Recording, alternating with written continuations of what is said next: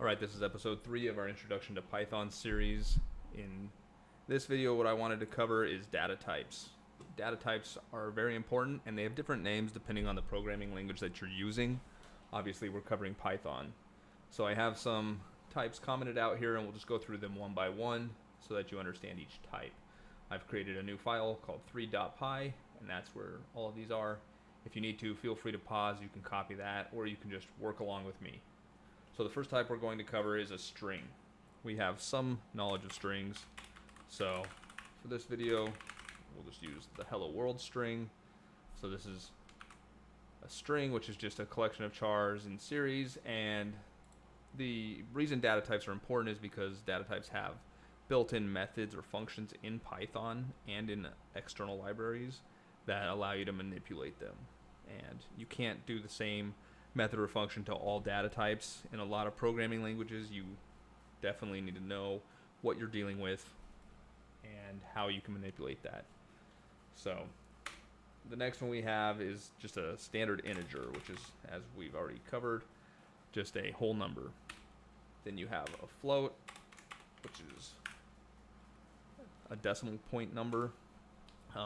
In memory, floats take up more memory than integers, which is why those are separate data types and everything's not just a float, in case you're kind of wondering. So in Python you can have this, like a complex data type. A lot of languages you could not do something like that without it being in a string format. So, and then this is called a list in Python. This is known as an array in many other languages, such as JavaScript. So this is an array or a list in Python of strings. So like Bob here is a string, Charles is a string, and Nancy is a string, or Nancy, I guess. So this is all a list of strings. So you can assign that to X. So then if we go ahead and comment out these other variables here, we'll go ahead and run that file and you'll see what the result is, and we'll kind of show you just some very low level manipulation of that. So we can just run 3.py here, and we should probably do something with that, huh? So we'll run that method that we're familiar with, print x, we'll save that, and then you'll see that it shows Bob, Charles, and Nancy. Now if we were to print x of 1, which is the element taking up the number 1 position in the list, you'll see probably an unexpected result unless you're familiar with programming. So you see how it says Charles? Lists and arrays start with element 0. So Bob is 0, Charles is 1, Nancy is 2. So the length of this list or array would be 3, but the element, you would subtract 1 from that because it starts counting at 0. So to demonstrate this, we'll just print the 0th element of x here, and you see Bob. So Bob is the first element, but that it is assigned as list 0. And the numbers 0, 1, and 2, those are referred to as the index of the list. So if someone tells you to print the index of a list, that's what they're referring to.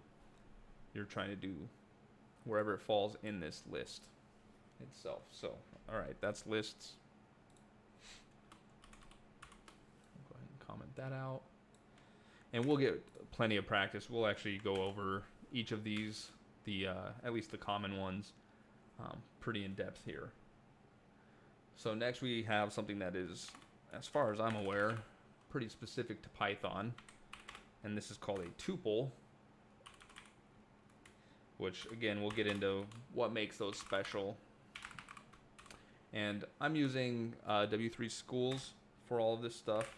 Again, so if you want to do any extra studying or anything like that, just know that that's where it's available at. So this is a tuple. So if we assign this to x, and maybe we should just keep print x as a common method here, and then we'll run that, and you can see that it prints out because I am illiterate and don't type full words. There we go. So Now we will try to get the 0 element, and you see that it still works for a tuple. And it's the same way that it works for a list. Okay.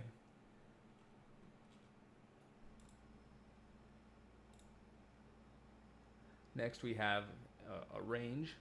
So I'll just show you what this does, because range is more of a method. So save that. And you see that it prints out 0 and 6 because it's doing the whole range between 0 and 6. So I just wanted to go over something that we do use range for a lot, and it's something called a for loop. Don't worry about knowing what this is yet. If you're interested, you can certainly look it up on your own, but we will definitely cover for loops. So this is just something to show you kind of the value of range.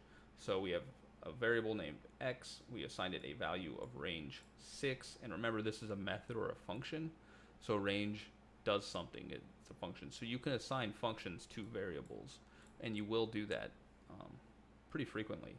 So then we have for in x is this range of 6, right? So we'll loop over each element in x, and we'll print out the value of in. So if this is at all confusing, that's fine. It's not supposed to make sense yet, but I'll show you kind of what this does. So when we print it out, you see it's 0, 1, 2, 3, 4, 5. So we get 6 elements, but it stops at the number 5. So again, just like with lists, how it starts at element 0, this is printing out the elements 0, 1, 2, 3, 4, and 5, right? So not the numerical value up to and including 6. That's just how the range works. Next here we're going to cover a dictionary, which is also kind of like an object or a set in JavaScript. So we can assign that to a variable as well. So we'll do x equals, and a dictionary is curly braces, and then for this it's key value pairs. So for instance, our key could be name, and you want this colon to separate the key values, and then we'll just name it John. And then we'll just run print x, we'll go ahead, save, come down to our terminal, run, and you see that it prints out the key and the value. Now, if we try to access it using the index like we do with lists, you'll see that it doesn't work. So it's having an error here, and it says key error. So it's looking for the key is name, and it doesn't find it, so it's printing 0. So name is also not allowed, so don't do that, although I did do x name.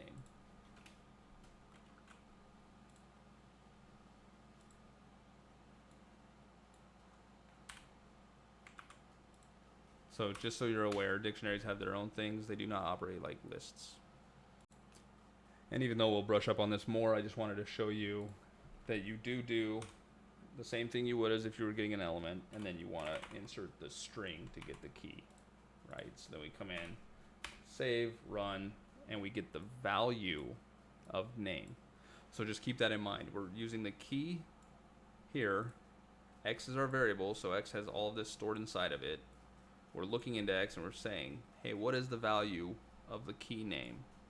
And it is returning John, as you can see here. So it's printing that out to our console. So that's important to know. We're not going to dive deep into that either yet, but I wanted you to know how you are able to get the value if you were curious. Next, we're going to cover a set. So for this example, we will use this apple, banana, cherry set example. So we'll just copy paste now that everyone's getting the hang of this.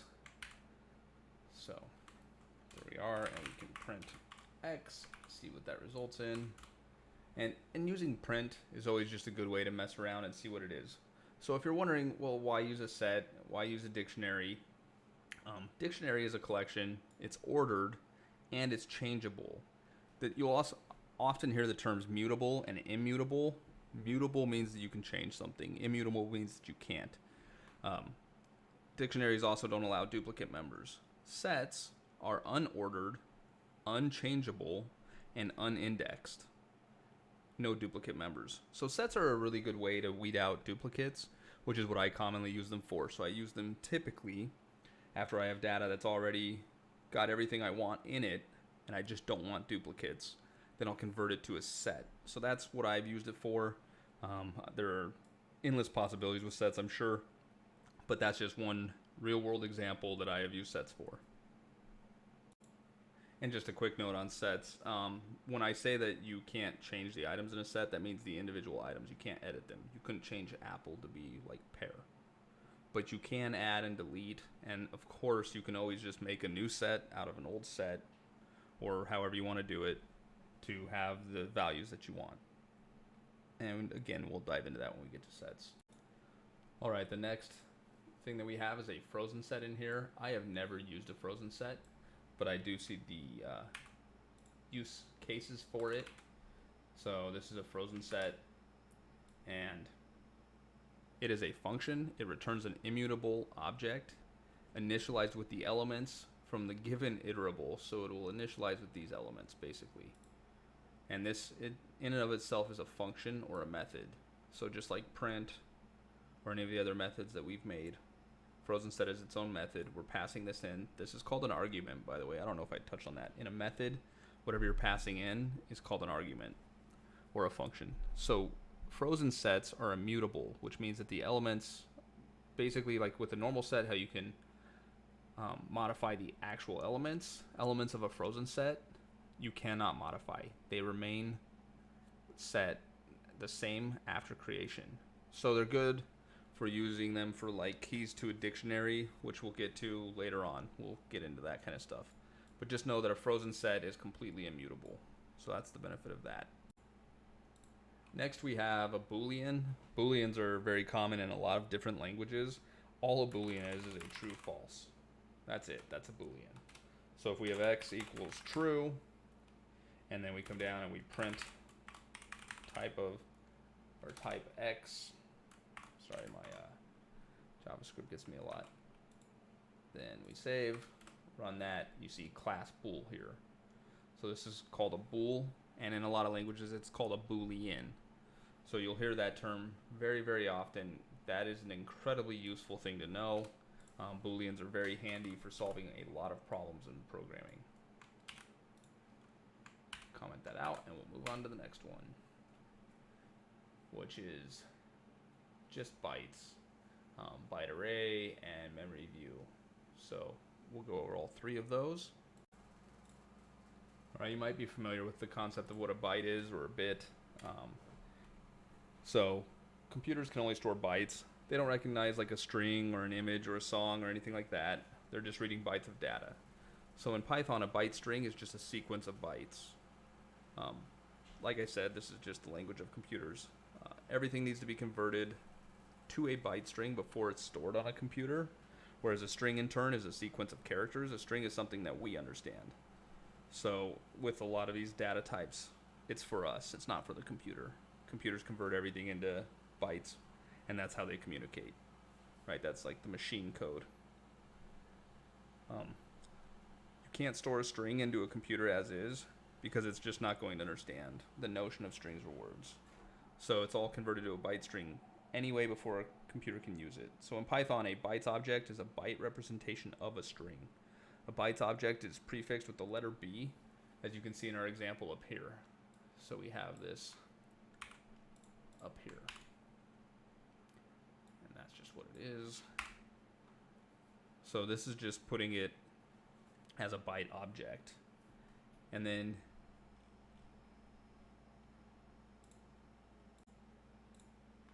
I just want to help you visually understand kind of the difference of what it's doing. So we'll say x equals this bytes of object of hello. We'll set y to an actual string of hello, and then we will do this. We will say for c for char in x, and we'll just print c. And then we'll go ahead and run that, and you can see these codes, right? These are byte codes for what those characters are. All right, so this is what the computer is actually using to print out hello. So H is 72, 101 is E, 108 is L, that's why you have two 108s, and 111 is the O. Now we'll do it with the Y, and you'll see the difference. Probably already aware of what this one will print out, but there you go. So hopefully that explains the difference between the byte version, the byte object, versus the string itself. I do also want to just add one thing. I believe that if you were to like just print X itself, I think we will still see hello. So let's see if that works. Yeah. So Python actually converts it. So see, it actually prints even the B part for the bytes and hello, as well as the word hello, because we're still printing C for Y. So if we do X on both and we run it, we get the byte code when we loop over with this for loop. But when we just print X, it's actually just returning this because it wants us to know that. So instead of just printing out the numerical byte value of each letter, that's what it's doing. And alright, if I haven't thoroughly confused you at this point, then good job. Thanks for keeping up. If you are confused at all, please reach out and let me answer any questions that you might have.